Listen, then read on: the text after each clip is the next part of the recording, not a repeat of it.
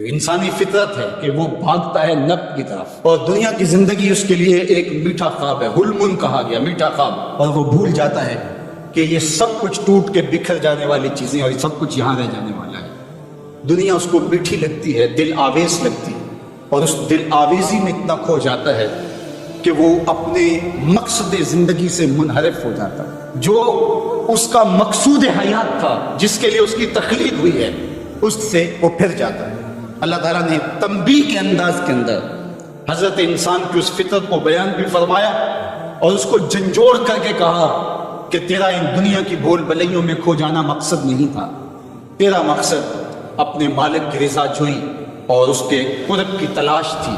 تو فرمایا بل تؤثرون الحیات الدنیا، تمہارا ترجیحی انداز کیا ہے کہ تم دنیا کی جیتی زندگی کو ترجیح دیتے ہو، والآخرۃ خیر وابقیٰ، حالانکہ آخرت بہتر بھی ہے اور آخرت دائمی بھی ہے۔ نہ ختم ہونے والی زندگی ہے آخرت، کبھی ختم نہیں ہوگی۔ یہ دنیا جتنی بھی ہو، ایک آدمی 100 سال بھی زندگی پائے تو پھر بھی تو موت ہی ہے۔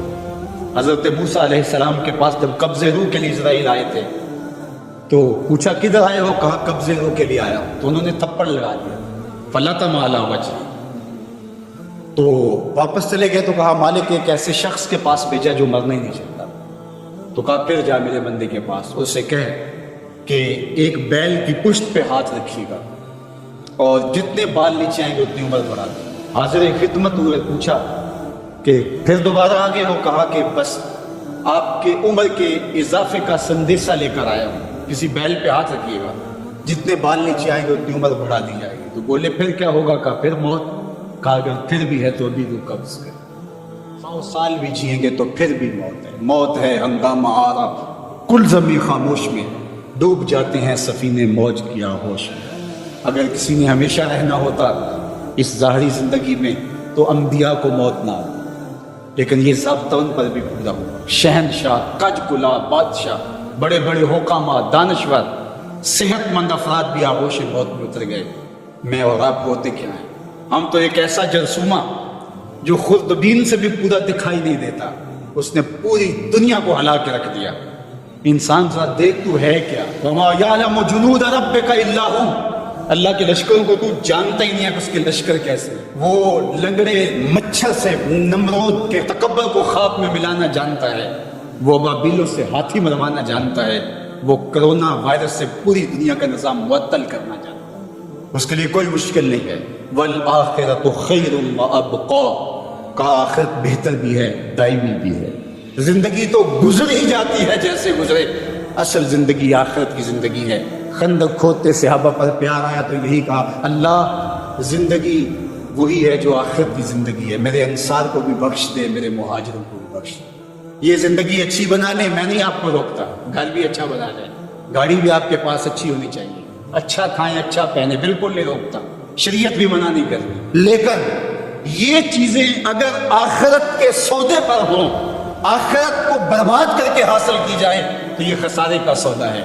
اور اگر آخرت کا کچھ نہیں بگڑتا اور دنیا کی زندگی بھی سنورتی ہے تو یہ راستے ملتے ہیں، ہمارا دین ہمیں راستہ دیتا ہے۔ تو آئیے یہ جہاں بھی سوار لیجئے، وہ جہاں بھی سوار لیجئے، میں اور آپ ایک ایک سانس اللہ کے لیے، اس کے رسول کے لیے بسر کریں۔ ہم جیے تو اس کے لیے، ہم مرے تو اس کے لیے۔ اللہ ہم کو دنیا آخرت کی بلائیاں نصیب فرمائے۔ کتنے خوش نصیب لوگ ہیں جن کے دن کا آغاز نماز فجر سے ہوتا ہے اور سونے سے پہلے بھی وہ سجدہ ریز ہو کے اللہ کی نعمتوں کا شکرانہ ادا کرتے ہیں، اور جو دن خیریت سے گزرا اور عافیت کی گود میں نیند لینے کے لیے بڑھ رہے ہیں تو وہ شکرانے کا سجدہ کر رہے ہیں کہ مالک تیری توفیق سے مجھے خیریت سے یہ دن گزارنا نصیب ہوا۔ ہمارے بزرگ فرمایا کرتے تھے سونے سے پہلے 5 انگلیاں بھی گن لیا کرو، 5 نمازیں بھی گن لیا کرو۔ اگر 5 نمازیں پوری ہیں تو اللہ کا شکر ادا کیا کرو کہ تمہیں توفیق اس نے عطا کی۔ اللہ اکبر۔ حضور علیہ السلام نے کچھ لوگوں کو دیکھا معراج کی شب کہ ان کے سر پتھروں سے کوٹے جا رہے ہیں، کچلے جانے کے بعد پھر دوبارہ سر صحیح کر دیے جاتے ہیں، پھر پتھروں سے ان کے سر کوٹے جاتے ہیں، ریزہ ہو جاتے ہیں، پھر دوبارہ ان کے ساتھ صحیح کر دیے جاتے ہیں۔ جبریل امین نے کہا حضور یہ آپ کی امت کے وہ لوگ ہیں جو نماز میں کاہلی کیا کرتے تھے، نماز میں سستی کیا کرتے تھے، نمازوں پر بوجھ تھا کہ یہ وقت ہو گیا ہے اب پڑھنی پڑے گی، دیر کرتے رہتے، پہلے پڑھنا ہی نہیں چاہتے تھے، اگر پڑھنی پڑھ بھی جاتی تو پھر نماز کی وجہ سے ان کے سر بوجھل رہتے تھے۔ آج ان کے وہ سر کوٹے جائیں گے۔ نوجوانوں بالخصوص میں آپ سے مخاطب ہوں، ماں باپ کو زور نہ لگانا پڑے، آپ کی منتیں نہ کرنی پڑیں، آپ کے ترلے نہ کرنے پڑے، آپ کو جھڑکنا نہ پڑے، جب حی علی الصلاۃ کی آواز آئے تم بستر سے چھلانگ لگا کے اٹھ جاؤ کہ میرے رب کا بلاوا ہے میرے نام، میسج ہے۔ طلباء سے کہوں گا کہ استاد کو بیدار نہ کرنا پڑے تمہیں، جب اذان کی صدا آئے تو خود اٹھ کر کے مصلی پہ آ کے بیٹھ جاؤ کہ میرے رب کا بلاوا میرے نام آیا۔ اپنے ہم عمر لوگوں سے کہوں گا طبیعت کی کمزوریوں کے باوجود رب کے بلاوے پہ مصلی پہ بیٹھ جاؤ۔ نماز کا چھٹکارا نہیں ہے، رستگاری نہیں ہے۔ زکوٰۃ نصاب پہ واجب ہوتی ہے، حج استطاعت پہ واجب ہوتا ہے، روزہ صحت کے ساتھ مشروط ہے، اگر شیخ فانی ہے یا ایسی بیماری ہے روزہ نہیں رکھ سکتا فدیہ دے دے، مسافر کو چھوٹ ہے، بیمار کو چھوٹ ہے کہ وہ دیگر ایام میں اس کی قضا کر لے، لیکن نماز کی چھوٹ نہیں ہے۔ بیمار ہے تب بھی پڑھے گا، صحت مند ہے تب بھی پڑھے گا، حضر میں ہے تب بھی پڑھے گا، سفر میں ہے تب بھی پڑھے گا۔ بالغ کے اوپر نماز کی کسی صورت میں بھی رخصت نہیں ہے۔ کھڑے ہو کے نہیں پڑھ سکتا بیٹھ کے پڑھ لے، بیٹھ کے نہیں پڑھ سکتا لیٹ کے پڑھ لے، اشارے سے پڑھ لے، وضو کے لیے پانی دستیاب نہیں ہے تو تیمم کر لے، حالت سفر میں ہے قصر کر لے، آدھی پڑھ لے پوری نہ پڑھے، دشمن کے مقابلے میں ہے صلاۃ الخوف کی صورت میں پڑھ لے۔ یہ نماز کا مسئلہ ہے، اتنی اہم نماز ہے۔ تو جن کے سر بوجھل رہے نماز سے، سردیوں میں ہوتا ہے اوپر نیچے نمازیں آ رہی ہوتی ہیں، ابھی عصر پڑھ کے گھر پہنچے تو پھر مغرب کی آ گئی، مغرب کر کے پہنچے تو پھر عشاء کی آ گئی، تو کئی لوگ کہتے ہیں اے تو مولوی نے آتی چکی ہے، ابھی تو پڑھ کے آئے ہیں۔ تو کیوں شوق نہیں ہے تمہیں؟ ایک نماز کے بعد وہیں بیٹھ کے دوسری نماز کے انتظار میں مسجد میں قیام کرنے والا اللہ اکبر فرشتے ناز برداری کرتے ہیں۔ مسجد میں صحابہ بیٹھ جاتے ہیں، ایک نماز پڑھی اب دوسری پڑھ کے جائیں گے، دوسری پڑھی تب تیسری پڑھ کے جائیں گے، اور جب نماز کا وقت آتا تو وہ انتظار کرتے کہ ابھی تک اذان نہیں ہوئی، اور حضور جب حضرت بلال حبشی رضی اللہ تعالی عنہ کو اذان کے لیے کہتے تو کہتے ارحنا یا بلال، بلال اٹھو ہمارے دل کو راحت پہنچاؤ۔ آنکھوں کی ٹھنڈک قرار دیا نا نماز کو، جعلت قرۃ عینی فی الصلاۃ، میری آنکھوں کی ٹھنڈک نماز میں رکھی گئی، تو یہ دل کا قرار ہے، راحت قلب محمد ہے صلی اللہ علیہ وسلم۔ اللہ اکبر، یہ معراج کا تحفہ خاص ہے جو ہمیں نصیب ہوا۔ غیبت یہ ہے کہ کسی کے اندر موجود عیب کو اس کی پیٹھ پیچھے بیان کرنا۔ سیدہ عائشہ رضی اللہ تعالی عنہا سے مروی ہے، انہوں نے حضور سے پوچھا کہ بعض اوقات کسی میں کوئی عیب موجود ہوتا ہے اور اس کو اگر بیان کیا جائے، وہ تو اس کے اندر موجود ہوتا ہے، تو فرمایا اس کو اگر بیان کیا جائے جو موجود ہوتا ہے یہی تو غیبت ہے، اور اگر موجود نہیں ہے تو بیان کیا جائے یہ تو بہتان ہوگا، جو کبیرہ گناہوں میں سے ایک گناہ ہے۔ اور کسی کے اندر عیب موجود ہو اور اس کو بیان کرنا اور اس کی شرعی ضرورت نہ ہو، آپ کو عدالت میں گواہی دینے کی نوبت نہیں آئی ہے، کسی نے آپ سے نہیں پوچھا کہ میں فلاں کے بیٹے سے رشتہ کرنا چاہتا ہوں تو وہ کیسا ہے، تو یہ مجبوری ہو تو پھر تو بتانا پڑے گا کہ وہ نشے کا عادی ہے، تو اپنی بیٹی کو اس دلدل میں نہ پھینکیں، وہ ایک الگ بات ہے۔ کوئی ضرورت شرعی نہیں تھی، کوئی اخلاقی ضرورت نہیں تھی، تو اس کے بغیر کسی کے عیب کو اچھالنا، لوگوں کو اس سے بدظن کرنا، اس سے نفرت دلانا اور خام خواہ اس کی آبروریزی کرنا، یہ سخت جرم ہے اور یہ کبیرہ گناہوں میں سے ایک بڑا گناہ ہے۔ اور یہ بات ذہن میں رکھیے گا کہ اگرچہ غیبت عام ہو گئی ہے اور عام ہونے کی وجہ سے اس کو عیب نہیں سمجھا جا رہا، تو اس کا یہ مطلب نہیں ہے کہ یہ عیب نہیں رہا۔ یہ پھر بھی عیب ہے، اور اتنا بڑا گناہ ہے کہ فرمایا گیا الغیبت اشد من الزنا، غیبت بدکاری سے بھی بڑا گناہ ہے۔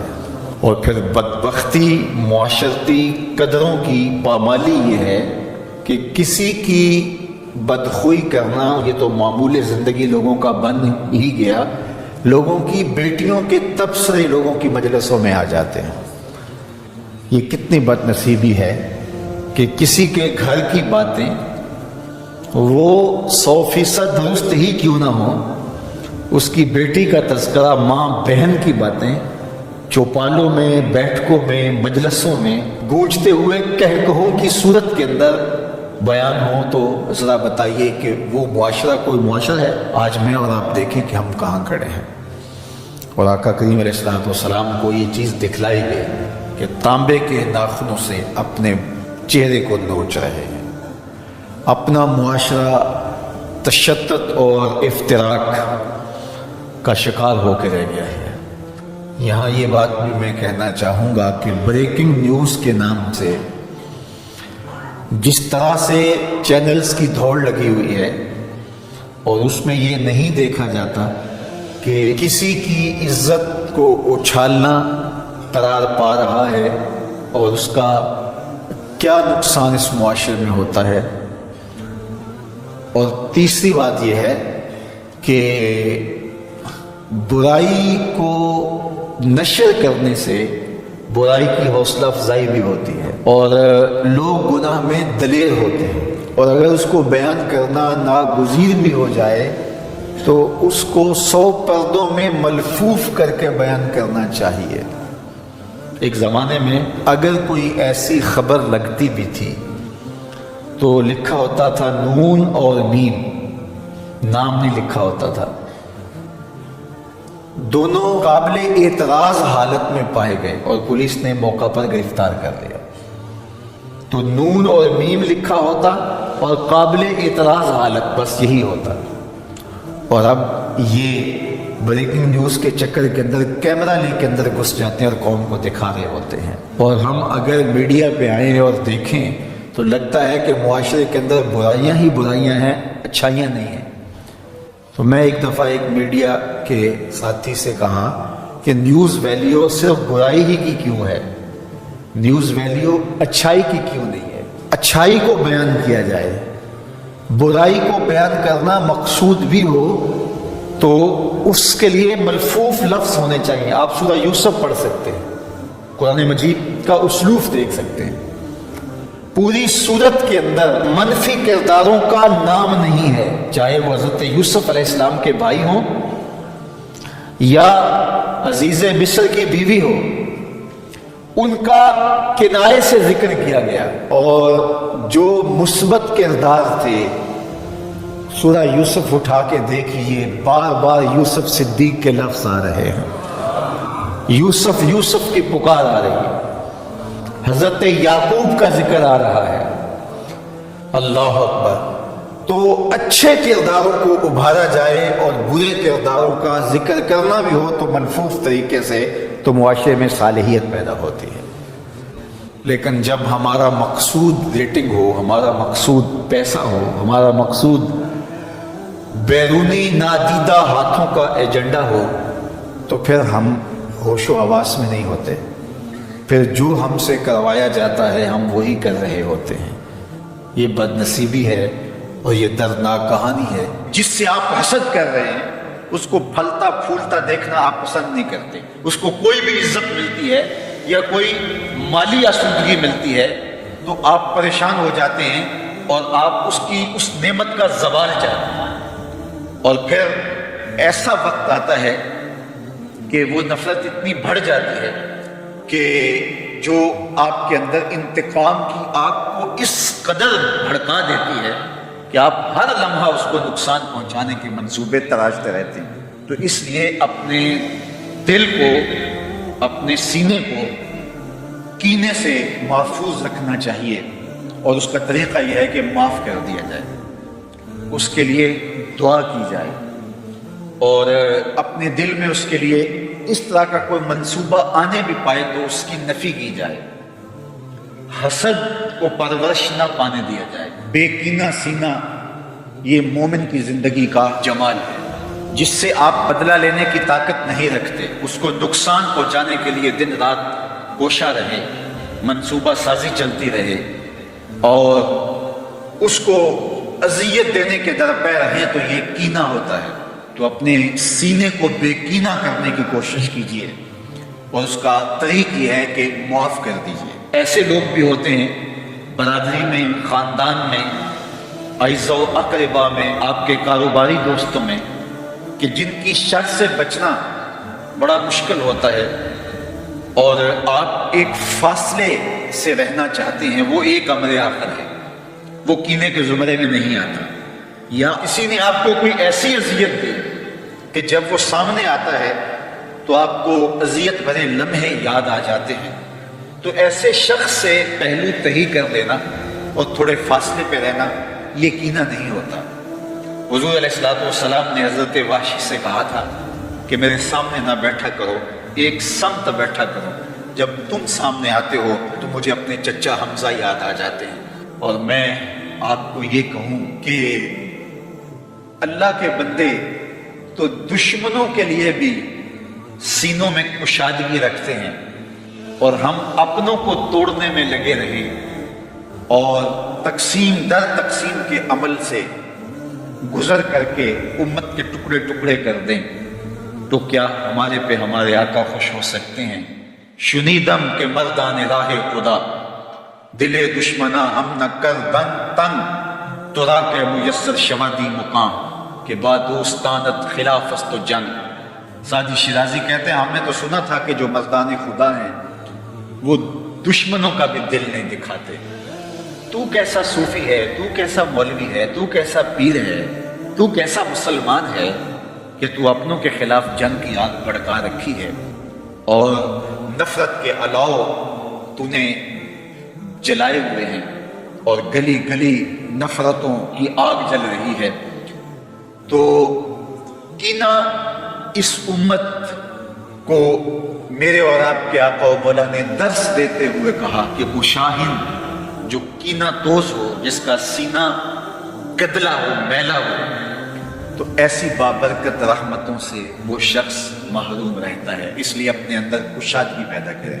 میرا اور آپ کا سینہ منور اور تابہ ہونا چاہیے. کس کو پتھر مارے ناصر کون پرایا ہے، دل کے شیش محل میں ایک ایک چہرہ اپنا لگتا ہے. اس دنیا کے اوپر ہونے والا پہلا جرم، پہلا گناہ جو ہے وہ تکبر ہے.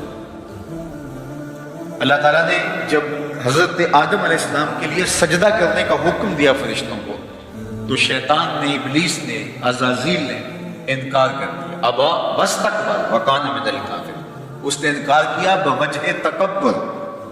اور اللہ نے کہا کہ جب میں نے تجھے حکم دیا ہے تو تو نے کیوں انکار کیا، کیوں سجدہ نہیں کیا؟ تو وہ دلیل لے کے کھڑا ہو گیا. خلقتنی من نار و خلقتہ من طین، کہ میرے مالک مجھے تو نے آگ سے پیدا کیا، اسے مٹی سے پیدا کیا. مٹی کو پھینکے تو اوپر سے نیچے آتی اور آگ بھڑکتی ہے. تو کہا آگ افضل ہوئی، مٹی مفضول ہوئی، تو افضل مفضول کو سجدہ کیسے کرتا؟ ایک دلیل لے کے کھڑا ہو گیا. اللہ چاہتا جل شانہ تو اس کی دلیل کے بخی ادھیڑ کے رکھ دیتا، لیکن وہ اس قابل نہیں تھا کہ اس کو جواب دیا جائے، بلکہ کہا نکل جا میرے دربار سے. قیامت تک کے لیے راندہ درگاہ کر دیا گیا، اور ذلت و رسوائی کا طوق اس کے گلے میں ڈال دیا گیا. تکبر نے عزازیل کو، جو معلم الملکوت تھا، معلم الملائکہ تھا، فرشتوں کا استاد تھا، اس کو کس گڑھے میں پھینک دیا. تو ایک انسان کو زیبا نہیں ہے کہ وہ تکبر کرے. تکبر کی کوئی صورت اللہ کو پسند نہیں ہے. حضرت ابوبکر صدیق رضی اللہ تعالیٰ عنہ نے عرض کی یا رسول اللہ صلی اللہ علیہ وسلم، جب آقا کریم نے فرمایا ما اسفل من الکعبین، جو ٹخنوں کی جگہ ازار سے، تہبند سے جو ہے وہ ڈھمپ جائے تو وہ جگہ جہنم کی آگ میں جلائی جائے گی. تو عرض کی حضور میرا پیٹ بزرگ ہے جس کی وجہ سے سلوار ڈھلک کے جو تہبند ہے وہ نیچے آ جاتا ہے. تو فرمایا کہ تم اس سے بری ہو، اس لیے کہ بوجہ تکبر نہیں ہے. تو بوجہ تکبر اگر کوئی شخص اپنی شلوار کو، اپنے ازار کو، اپنے تہبند کو نیچے لٹکائے تو وہ جہنم کی آگ کے اندر وہ اتنی جگہ جلائی جائے گی. اللہ اکبر. جو اپنی شلوار کو ٹخنوں سے نیچے لٹکائے تو وہ برستی رحمتوں سے معروم کر دیا جاتا ہے. اور یہ بات بھی ذہن میں رکھیے گا کہ جو عورتیں اپنی شلوار کو پاجامے کو اوپر رکھتی ہیں وہ بھی اس کے زمرے میں آتی ہے. مرد کو حکم ہے کہ وہ تہبند کو اپنی شلوار کو اوپر کرے تاکہ ٹخنے ننگی ہوں، اور عورت کو حکم ہے کہ وہ نیچے کرے تاکہ ٹخنے ڈھانپے جا سکیں. عجیب فلسفہ ہے. عورت کو جو حکم دیا ہے کہ تم نیچے کرو وہ اوپر کو کھینچ رہی ہے، اور مرد کو حکم دیا ہے کہ تم اوپر کرو تو وہ نیچے کو جو ہے وہ اس کو لٹکا رہا ہے. جس طرح یہ تہیہ کر رکھا ہے کہ اللہ کے حکم کی نافرمانی کرنی ہے. تو تکبر اللہ کو کسی صورت بھی قابل قبول نہیں ہے. قیامت کے دن جب سور پھونک دی جائے گی اور کوئی باقی نہیں رہے گا، اور اللہ تعالیٰ حضرت اسرائیل سے کہے گا کون باقی ہے، تو وہ کہے گا مالک میں باقی رہ گیا ہوں. تو اللہ تعالیٰ فرمائے گا کہ موت تم بھی آغوش موت میں چلے جاؤ. تو وہ بھی جو ہے وہ موت کی آغوش میں چلے جائیں گے، اب کوئی موجود نہیں ہوگا. تو اللہ تعالیٰ پھر خطاب فرمائے گا. تو خطاب یہی ہوگا این الملوک، بادشاہ کہاں ہے. تو کون سر اٹھا سکے گا؟ آج تو دنیا کے کتنے جھوٹے خدا بنے پھرتے ہیں. وہ سمجھتے ہیں کہ ہمارے بغیر چرخ کا پہیہ ہی نہیں گھومتا، دنیا چل ہی نہیں سکتی. پھر سارے سوئے ہوئے ہوں گے. پھر اللہ فرمائے گا این المتکبرون، تکبر کرنے والے کہاں ہیں؟ کوئی سر نہیں اٹھا سکے گا. سارے جو ہے وہ زمین کے اوپر سوئے پڑے ہوں گے، آغوش موت میں ہوں گے. پھر اللہ فرمائے گا انا الملک، میں ہی بادشاہ ہوں، کبریائی میرے لیے ہے، تکبر مجھے زیبا ہے. اللہ ارشاد فرماتا ہے کہ الکبریاء ردائی، کبریائی میری چادر ہے، جو مجھ سے میری چادر چھیننا چاہے اس کو آتش دوزخ میں ڈال دے. اللہ اکبر. اللہ جل شانہ کی بارگاہ میں دعا ہے کہ اللہ ہماری زندگیوں میں تقوی کا نور پیدا کر دے اور ہمیں اس طرح سے زندگی بسر کرنے کی توفیق دے جس طرح ہمارا رب چاہتا ہے. اقبال کہتے ہیں مریم از یک نسبت عیسیٰ عزیز، حضرت مریم ایک نسبت سے عزیز روزگار بن گئی. از سے نسبت حضرت زہرا عزیز، لیکن سیدہ زہرا سلام اللہ علیہا کی عظمتوں کے ایک نہیں 3 حوالے ہیں. نور چشم رحمت للعالمین، امام اولین و آخرین. ایک نسبت تو یہ کہ وہ امام اولین و آخرین رحمت للعالمین کی صاحبزادی ہیں، پارہ قلب محمد ہیں صلی اللہ. ارشاد فرمایا فاطمہ تو بدعۃ منی، فاطمہ میرے جگر کا ٹکڑا ہے. اور جب سیدہ فاطمہ سلام اللہ علیہا حضور کو ملنے آتی تو آقا کریم اٹھ کے استقبال کرتے ہیں. فاجلسھا فی مجلسہ، اور اپنی مسند پہ بٹھاتے، مرحبا کہہ کے استقبال کرتے اور اپنی بیٹی کی پیشانی پر بوسہ دیتے. کیا پیار تھا. جب کہیں سفر میں جانا ہوتا تو سب سے آخر میں سیدہ پاک سے ملتے، اور جب سفر سے واپس لوٹتے تو سب سے پہلے سیدہ پاک سے ملتے، تاکہ درمیان کے اندر جو فراق کے لمحے ہیں وہ کم سے کم. کوئی باپ ایسا نہیں ہے کہ جو اپنی بیٹی سے محبت نہ کرتا ہو. باپ ٹوٹ کے پیار کرتے ہیں بیٹیوں سے، لیکن جو پیار حضور کو سیدہ فاطمہ سے تھا وہ انوکھا ہی پیار تھا. اور دوسرا شرف بانوئے آن تاجدار حل آتا، مرتضی مشکل کشا شیر خدا. سیدہ فاطمہ تو زہرا رضی اللہ تعالیٰ عنہ کا اعزاز، عزت، عظمت اور شرف یہ ہے کہ یہ مولا کائنات سیدنا علی المرتضیٰ رضی اللہ تعالیٰ عنہ کی زوجہ محترمہ ہیں. مادر آن مرکز پرکار عشق، مادر آن قافلہ سالار عشق. ماں ہیں تو اس کی جو عشق کے قافلے کا سالار، جو عشق کی پرکار کا مرکز ہے، مرکز کے گرد پرکار گھومتی ہے. عشق کی پرکار جس وجود کے گرد گھومتی ہے اس کا نام حسین ابن علی ہے، اور حسین کی ماں کا نام فاطمہ بنت محمد ہے صلی اللہ علیہ وسلم. ذرا نسبتیں دیکھیے. سیدہ فاطمہ تو زہرا کا بابا نبیوں کا امام، سیدہ فاطمہ تو زہرا کا شوہر ولیوں کا امام، سیدہ فاطمہ تو زہرا کے بیٹے جنت کے جوانوں کے سردار، اور سیدہ فاطمہ تو زہرا سلام اللہ علیہا کی اپنی عظمت سنیے۔ حضرت حذیفہ بن یمان رضی اللہ تعالیٰ عنہ فرماتے ہیں، حضور نے خود ہی فرمایا، حذیفہ سنو، یہ میرے پاس فرشتہ کھڑا ہے جو آج سے قبل دھرتی پہ پہلے کبھی نہیں آیا تھا، آج یہ پہلی مرتبہ دنیا پہ آیا ہے اور اللہ سے اجازت لے کے دو کام کرنے آیا ہے۔ ایک تو مجھے سلام کرنے آیا ہے اور دوسرا مجھے خوشخبری دینے آیا ہے کہ آپ کی بیٹی فاطمہ جنتی عورتوں کی سردار اور آپ کے بیٹے حسن حسین جنتی جوانوں کے سردار۔ یار یہ شرف تو دیکھو، کائنات کی کسی عورت کو نصیب ہوا، باپ نبیوں کا امام، شوہر ولیوں کا امام اور بیٹے جنتی جوانوں کے امام اور خود جنتی خواتین کی سردار۔ نبی کے گھر کی ہے عظمت، نبی سے سنتے ہیں، علی کے گھر کی ہے عزت، علی سے سنتے ہیں۔ وہ جس نے معزز کیا گھرانے کو، حسین پال کے جس نے دیا زمانے کو۔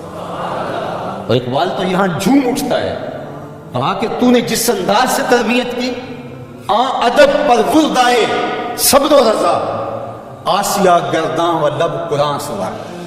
اے فاطمہ کیسا تیرا انداز تربیت ہے، ہاتھوں سے چکی پیس رہی تھی اور لبوں پہ قرآن کے نغمے جاری۔ جب مائیں چکی پیستے ہوئے قرآن پڑھیں تو بیٹے حسین ہوں، جب مائیں جو ہے وہ 14 پاروں کی تلاوت کر کے پھر بچے کو دودھ پیش کریں تو بیٹے قطب الدین بختیار کاکی کی صورت میں نمودار ہوں۔ مائیں جب درہم و دینار سی کر کے آستین میں ساتھ تاکید کریں کہ بیٹے جھوٹ نہیں بولنا، جو مرضی ہو جائے، تو بیٹے پھر حضرت شیخ عبد القادر جیلانی کی صورت میں ہی نمودار ہوں۔ مائیں جب مائی راستی کی صورت میں ہوں اور بیٹے کے مسلح کے نیچے شکر رکھیں تو پھر بیٹا فرید الدین گنجے شکر بن کے نمودار ہی ہوتا ہے۔ اور جب ماں کھانا تیار کرتے ہوئے تھرکتی ہوئی تصویروں کو دیکھ رہی ہوگی تو پھر بیٹے اداکار تو بن سکتے ہیں، غلام محمد نہیں بن سکتے۔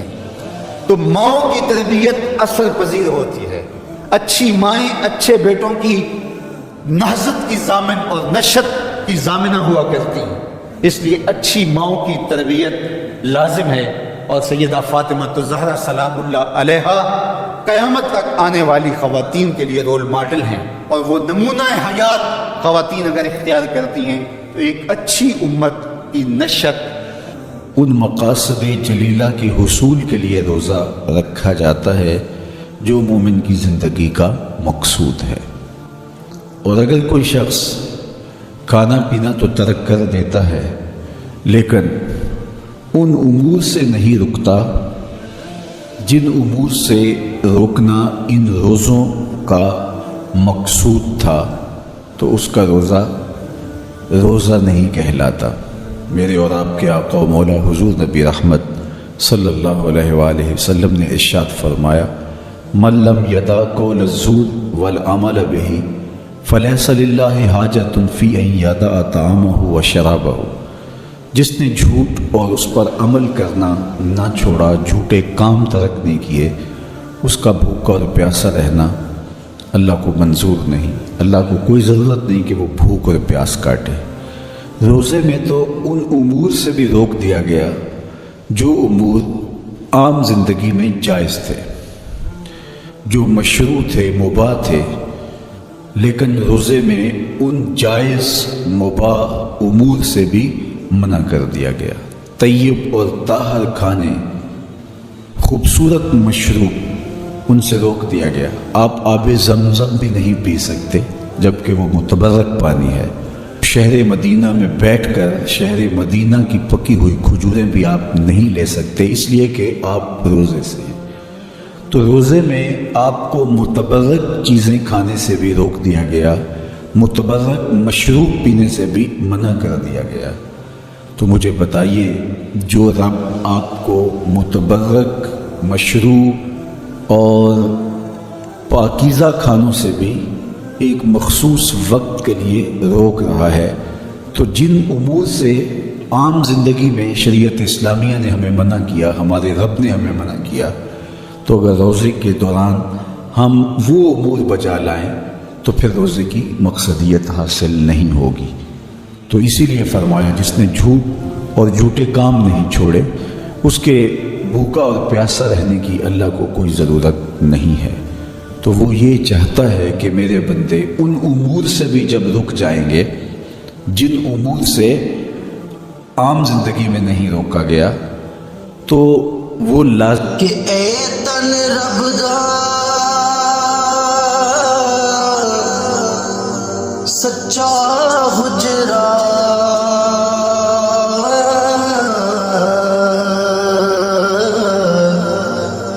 تے کھڑیا